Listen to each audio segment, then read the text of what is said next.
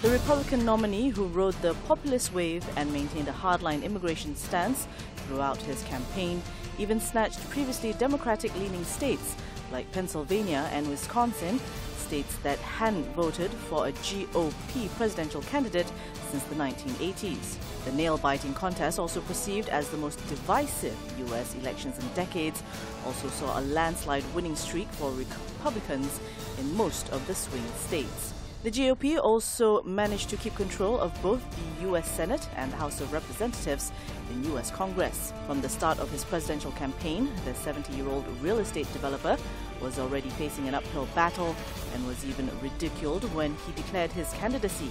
Trump's campaign was also largely self-funded and dwarf in size compared to the massive spending by Clinton, who is a former First Lady.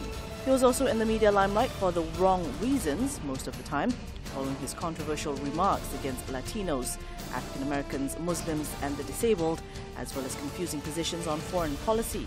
The tycoon turned reality television star also faced backlash after a string of allegations including tax evasion, as well as sexual misconduct and crude comments on women, which led to some congressional Republicans to abandon Trump to distance themselves from the issues. Unimpeded by the odds stacked against him, the billionaire businessman and political novice managed to strike a chord with the U.S. white working class, concerned about losing jobs and national security, by portraying himself as an outsider going against the nation's political elite despite his wealth. Trump's victory also snuffed Clinton's second bid to become the first woman to serve in the Oval Office, despite being considered an established and veteran politician, as well as having served in office as Secretary of State under outgoing President Barack Obama.